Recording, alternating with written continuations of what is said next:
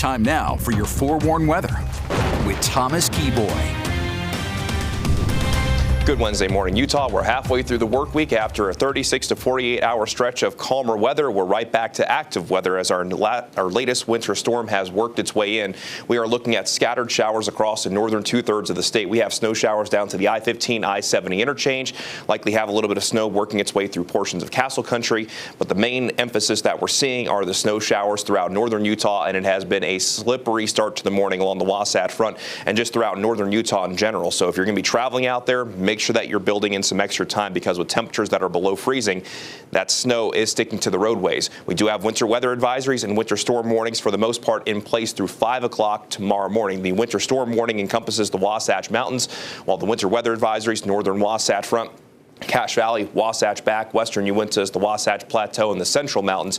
But you might have noticed yesterday, Salt Lake and Utah counties were not included within a winter weather advisory. That's because it looked like we were going to see the warmer temperatures find their way in fairly quickly when it comes to this storm system. But because the temperatures have stayed below freezing to this point, Salt Lake and Utah counties have been included within these winter weather advisories. They won't continue through 5 o'clock tomorrow morning, though. They're only going to continue through 11 o'clock this morning, because by this afternoon, we'll likely see daytime highs in the upper 30s, where we could see more times of rain rather than snow. But through the next several hours, we could see 1 to 3 inches for the southern Wasatch Front, with 2 to 7 for the rest of our valleys within the advisories, as we could see snow longer, while the Wasatch Back could see 4 to 8, 12 inches plus possible for some northern Utah mountains, with 3 inches plus generally for the central mountains.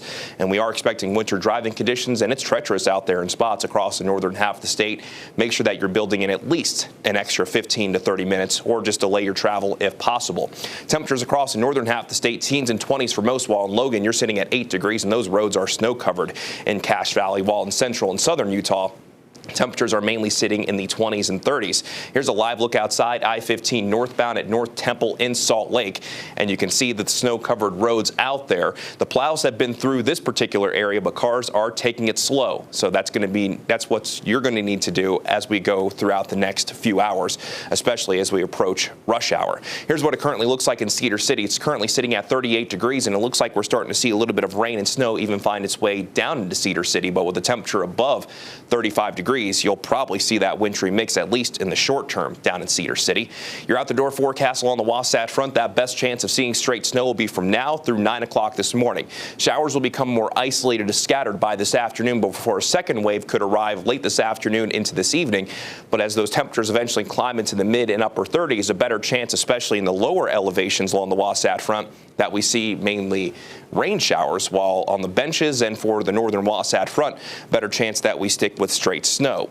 Let's begin the futurecast. We'll start this at 7 o'clock this morning. The futurecast showing that best chance of wet weather across the northern two-thirds of the state will be from now through around 9 o'clock this morning. Then, as mentioned, showers will become more scattered as we move into this afternoon, as the chance of snow remains quite high in the high country across the northern half of the state. Then as we go into this evening, we could see that second wave of moisture arrive into the northern portion of the state, generally I-80 northward, but I wouldn't be surprised if some moisture finds its way down into the southern portions of Utah County before the chance of wet weather gradually dwindles as we go from the overnight hours tonight through tomorrow morning. And then by tomorrow afternoon, we'll settle into a calmer stretch of weather that will see us close the work week before we see more wet weather potentially arrive by this weekend.